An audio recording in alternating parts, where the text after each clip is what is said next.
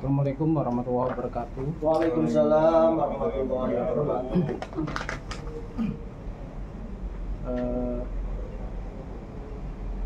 Mari kita belajar untuk memahami proposal. Di sini dari judul saja kita sudah bisa melihat variabelnya apa ya. Misalnya di sini etika kerja dan hubungan organisasional terhadap kinerja pegawai. Etika kerja itu misalnya begini, kesopanan antar pegawai ya, apa saling menghormati. Misalnya ada yang senior, Mas Revo bisa mengerti. Misalnya yang senior ya, yang junior terhadap senior, misalnya dia tidak punya etika terhadap seniornya, misalnya pura-pura hormat, takbir misalnya, kan perlu ya, jadi untuk menghargai senior ya. Kalau misalnya juniornya tidak punya etika, tapi kadang-kadang orang Surabaya itu ya kayak begitu ya. Yang penting itu tidak menghina ya, menjatuhkan. Kalau bisa ya etikanya diperbaiki supaya ada keharmonisan di dalam dinas kita ya. Yang senior menyayangi yang muda menghormati yang senior. Jadi saling mengisi, saling menghormati, saling bekerja sama, itu etika. Kalau misalnya ada peraturan dari dinas yang dilanggar, itu berarti dia tidak beretika juga. Jadi etika, kita mematuhi peraturan hukum, peraturan dari dinas, supaya kita bisa bekerja sesuai dengan prosedur ya. Nanti bisa dipelajari masalah teorinya dari siapa saja, termasuk misalnya motivasi ya. Kalau motivasi atau leadership ya, motivasi itu dari gaji misalnya, gaji atau kompensasi, kemudian hubungan sosial. Jadi kalau motivasi ada 5, ini sebagai contoh untuk variabelnya yang bisa mempengaruhi kinerja pegawai. Misalnya dari motivasi ini, dari gaji yang cukup dan tidak terlambat pemberiannya, potongannya sedikit. Kalau ada potongan tapi itu untuk sumbangan sosial, fakir miskin, janda, nggak apa-apa Mas, saya dipotong itu saya tambah bangga, tambah senang. Alhamdulillah kalau seperti itu. Jadi kita jangan melihat dari uang kita kalau bekerja. Yang penting kita kerja ikhlas, kerja semangat ya. Yang paling tinggi itu ya memang kerja ikhlas. Tapi orang bekerja itu dilihat dari motivasinya, itu dari kenapa kamu kok bekerja? Karena saya ingin punya penghasilan untuk memenuhi keluarga, itu nomor 1. Yang kedua itu hubungan sosial. Kenapa kamu kok bekerja? Karena saya senang sama teman-teman saya saling membantu di sana, ketemu teman itu saya senang, saling membantu, itu hubungan sosial. Aku kok berangkat kerja pagi-pagi aku tak ngopi karo Pak Wijono, itu menjalin hubungan sosial, keakraban, hubungan antar rekan kerja yang bagus. Yang ketiga itu keamanan dan keselamatan kerja. Ini untuk Damkar sangat cocok sekali ya. Jadi menggunakan APD. Berat gak Pak pakai ini? Berat ya. Tapi karena terbiasa itu jadi kuat. Sambil olahraga. Terus juga K3 itu perlu pengamanan. Kalau misalnya orang ngelas itu biasanya kadang nggak pakai kacamata. Gak usah lah, opo kacamata, aku sih kuat. atau kerja itu diforsir Pak ya, kerja siang malam, kerja siang kerja malam, ngopi so ngobrol sampai main sekak nggak pulang-pulang, diforsir. Akhirnya orang itu ada batasnya, harus ada keseimbangan kerja dan hidup, kehidupan dan kesehatan. Itu mohon maaf anunya bisa tutup. Jadi ada keseimbangan, kesehatan dan keselamatan kerja itu perlu diperhatikan. Karena kalau sudah sakit tidak memiliki semangat nanti, males, ya kan? Bukannya karena males, karena fisiknya yang nggak kuat, gangguan, apalagi sakit itu nggak bisa kerja. Jadi motivasi tergantung dari K3-nya. Kemudian dari esteem, kebanggaan, pakaian dinas, kerja, cium istri, cium anak, kemana? Papa mau kerja dengan pakaian dinas yang cukup bagus ya, bangga pada dinasnya. Misalnya nyicil mobil, mangan mopo, semangan saono, pokoknya aku di mobil. Bangga kerja ya. Saya kemarin itu ketemu cowok, badannya maaf ya, badannya itu agak kurus, tingginya nggak seberapa, dari saya itu kurang tinggi sedikit. Tapi di mobilnya itu mobil mewah, mobil apa itu ya? Bukan Pak, yang dari Eropa itu Pak. Ya semacam itu. Pokoknya dia paling enggak itu 2M mobilnya. Itu suatu kebanggaan, esteem ya, esteem. Meskipun dia harus puasa. Ini orang ini gimana ya, nggak pernah makan apa gimana? Apa karena cicilannya besar gitu? Iya. Tapi mungkin dia karena hemat ya Pak ya, menabung, terus tirakat. Akhirnya uangnya, saya mikir lagi, uangnya mungkin diinvestasikan di mana gitu ya, dicelengi, misalnya gajinya 10 juta dimasukkan ke saham yang bagus ya, kemudian bulan depan juga gitu disimpan terus diinvestasikan, akhirnya dia bisa beli mobil mewah. Itu suatu kebanggaan esteem. Syukur-syukur kalau hartanya itu diberikan fakir miskin, nah kan lebih bangga lagi. Kemudian aktualisasi diri ini saya ingin menjadi munggah pangkat, munggah jabatan misalnya. Aktualisasi diri, saya kepingin menjadi yang terbaik untuk dinas saya, untuk masyarakat, saya mengabdi dengan baik. Itu aktualisasi diri. Saya punya komitmen yang tinggi pada organisasi, komitmen pada masyarakat untuk menyelamatkan. Jadi itu kan sudah, orang mau kerja itu motifnya nggak hanya uang, karena ingin menyelamatkan orang lain. Jadi itu salah satu motivasi. Kalau dia punya motivasi yang kuat, dia akan bekerja dengan baik, kinerjanya tinggi, prestasi tinggi, produktif ya. Itu. Jadi maksudnya dari variabel X terhadap Y ini, variabel ini bisa menunjang kinerja. Konsepnya begini. Konsep variabel itu, jika di sini ada balon udara ya, balon udara, di sini ada orang yang naik balon. Ya. Kalau ini keterak angin ke sana, dia ikut ikut balonnya ini.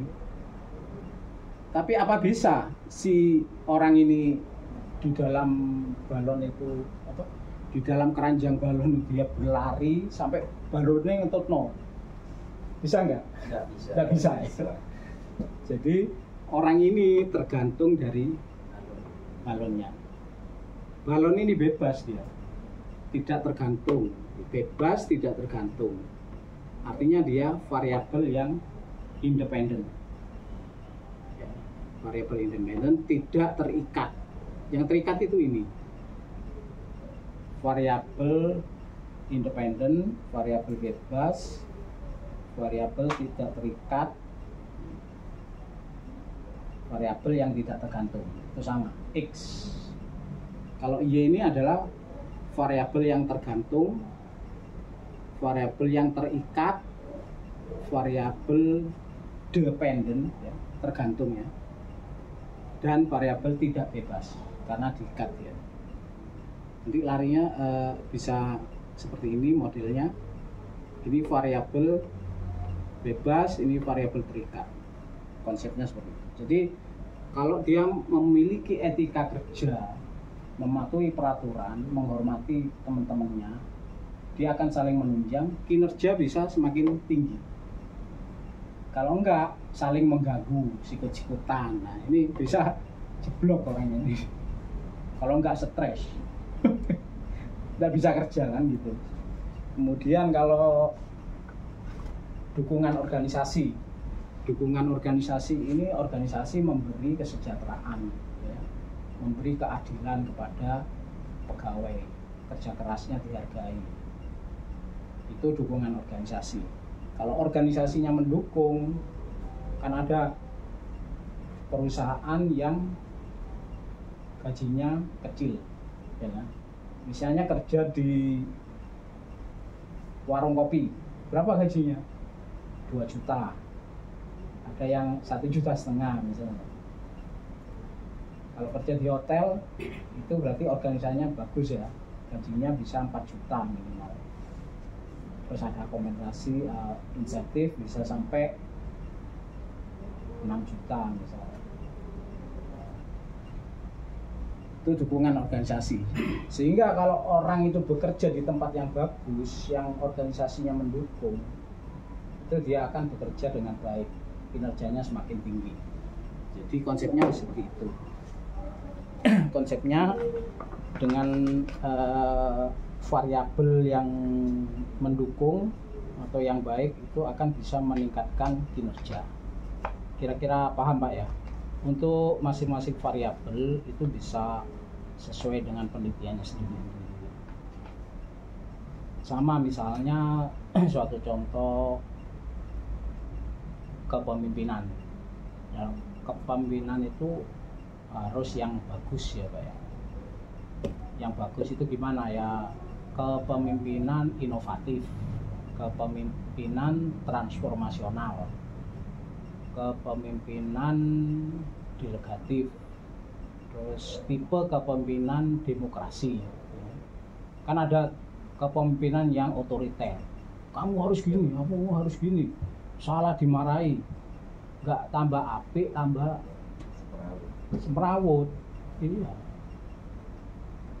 Pegawainya malah minder, sakit hati, nggak puas ya. Makanya harus ada pimpinan itu tidak boleh otoriter. Pimpinan yang baik itu demokratis. Bawahan tuh maunya apa? Terus kita diskusi. Oh, yang lebih baik itu begini Pak. Usulannya itu apa? Kalau sebagai pimpinan atau atasan atau punya bawahan, piye enake delegasikan. Oh, gini Pak. Oh ya bagus itu. Pimpinannya, oh kurang gini. Jadi pimpinan hanya mengarahkan aja kekurangannya apa. Jadi harus demokratis, jangan sampai otoriter. Nah, kalau seperti itu kan nanti ada iklim yang bagus ya di dalam organisasi. Jadi anak buahnya, pegawai itu tidak membenci pimpinan, tapi senang sama pimpinan.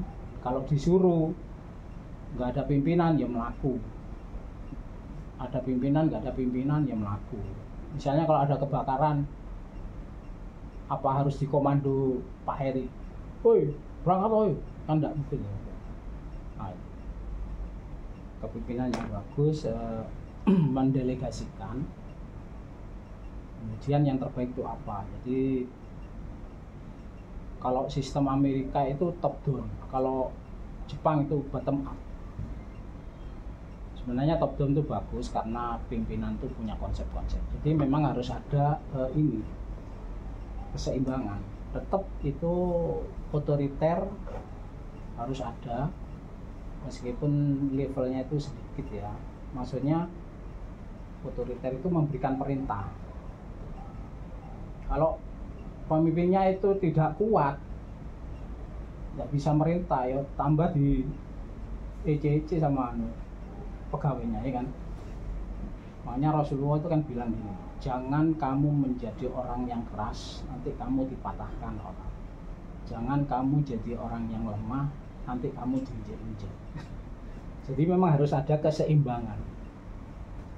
Keseimbangan menjadi seseorang itu yang low profile tapi tetap tegas. Ada keseimbangan dunia dan akhirat, keseimbangan kerja dan istirahat. Itu kan kita nyari keseimbangan. Kemudian kalau kita bekerja itu bukan maksimal. Kalau maksimal itu dipaksa, optimal. Kalau maksimal nanti bisa drop. Ya, dropnya itu bukan gini, saya kadang langsung jelek gitu. Kalau sudah capek, sakit, diforsir. Memang kerja aku punya tanggung jawab, bagus. Cuman harus ada istirahat. Jadi leadership itu harus seimbang, kepemimpinannya pengaruhnya pada kinerja. Ya. Motivasi juga gitu. Kemudian etika, dukungan organisasi. Banyak sebenarnya variabelnya banyak, cuman kita harus mengikuti koridor, ada batasannya, ada benang merahnya, ada relnya, ada kerangka konsepnya. Jadi harus sinkron antara bab 1, 2, 3 itu semuanya membahas masalah penelitian kita ya. Semuanya mengangkut variabel bebas dan tidak bebasnya apa. Untuk meningkatkan kinerja itu bagaimana caranya? Melalui variabel itu apa kira-kira? Seni. Mungkin yang lainnya variabel itu. Variabel itu dukungan organisasi. Itu salah satu variabel. Jadi variabel itu faktor. Faktor yang bisa meningkatkan kinerja itu apa? Yaitu variabelnya, variabel bebasnya. Jadi kita harus paham konsepnya, variabel, kemudian penting lagi konsep SPD ya, simultan, parsial, dominan.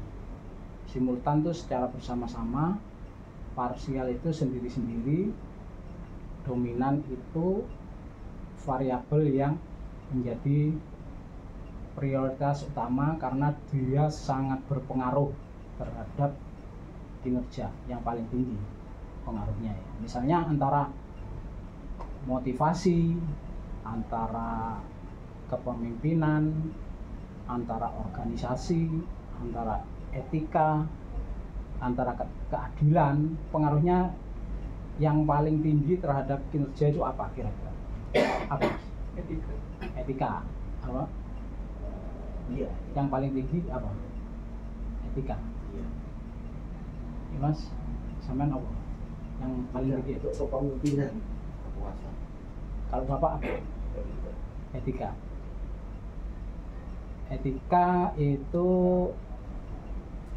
memang bisa dia berpengaruh. Jadi hubungan antarkan kerja itu bisa saling mendukung, itu dominan ya. Kalau organisasi sudah berjalan seperti itu, pimpinan itu memang ada perannya sendiri, kemudian motivasi dan kompensasi. Memang etika itu juga penting, tapi tergantung dari penelitian masing-masing ya. Jadi di situ nanti dugaannya apa, kemudian hasil penelitiannya itu bagaimana, dari angkanya itu nanti berapa persen yang berpengaruh. Nah, kalau misalnya ditanya ini dugaannya, hipotesisnya apa, nanti dengan hipotesis itu dibuktikan dengan angka baru ketahuan ya. Simultan, parsial, dominan. Jadi itu dimulai dari tujuan penelitian, rumusan masalah, hipotesis, sama kesimpulan, semuanya membahas variabel itu, X1, X2, dan Y. Kemudian simultan, parsial, dominan. Maksudnya simultan itu kita harus bekerja dengan memperhatikan semua faktor yang ada ya. Mulai dari leadership, kepemimpinan, kita bisa memberi arahan pada junior, kemudian etika yang bagus, saling menghargai, kemudian motivasi itu nggak tergantung dari gajinya saja, tapi punya motif tersendiri. Yang paling tinggi itu motifnya ya kerja ikhlas. Kalau kerja ikhlas itu dunianya dapat, akhiratnya juga dapat.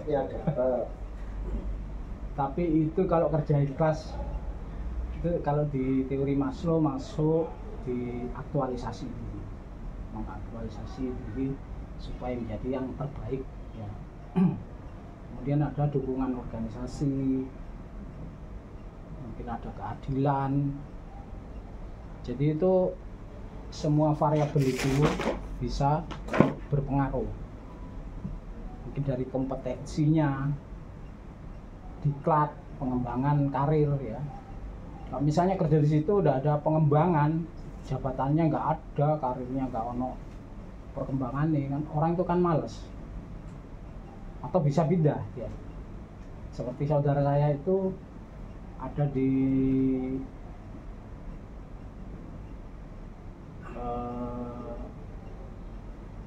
suatu lembaga ya, dia pindah ke universitas karena dia tahu pengembangan karir saya itu sampai mentok sampai di sini. Kalau di universitas ini dia karirnya bisa berkembang lebih bagus, akhirnya dia pindah. Makanya itu kan pengembangan karir atau manajemen karir ya, karir pegawai itu berpengaruh terhadap kinerjanya. Kalau karirnya nggak diperhatikan sama pimpinan atau organisasi, nanti goyah. Saya ini kerja di sini ini gimana ya, bisa menurun, bisa parahnya dia akan keluar dari organisasi kan gitu. Makanya harus ada pengembangan karir, termasuk diklat, pendidikan, termasuk di ini Allahu Akbar, Allahu Akbar. Kemauan dari pegawai ya, berpartisipasi untuk meningkatkan dirinya sendiri itu bagus. Apalagi sampai S2 itu. Jadi semua variabel itu secara simultan itu perlu kita terapkan, kita perhatikan ya. Masalah gaji, masalah motivasi, jangan hanya nanti kalau terlambat sedikit motong, tidak seperti itu kan ya. Kemudian dari leadership, kita sama bawahan anak buah itu bagaimana caranya membimbing ya. Kemudian dari disiplin, kita tetap disiplin. Kamu tuh kok terlambat, ya enggak apa-apa tuh, mengaku belum ada kerjaan, nanti kalau ada kerjaan pasti aku kerjakan. Tapi dia tidak disiplin waktunya, itu masih kurang ya kan. Jadi kemudian ada budaya organisasi yang saling mendukung, saling menghormati. Kemudian ada kompetensi. Kompetensi itu terkait pendidikan, pelatihan itu harus ditingkatkan. Jadi semua variabel itu harus kita perhatikan secara simultan. Secara parsial itu memang satu-satu harus diperhatikan. Tapi kalau maksudnya simultan itu kita harus lintas sektoral mikirnya harus secara keseluruhan. Dan kita mengerti secara parsial satu-satu itu pengaruhnya gimana. Nanti dari situ yang dominan apa? Oh, aku harus gini. Itu dipegang yang paling dominan. Sementara itu nanti bisa diteruskan di YouTube, bisa dilihat YouTube-nya. Siap.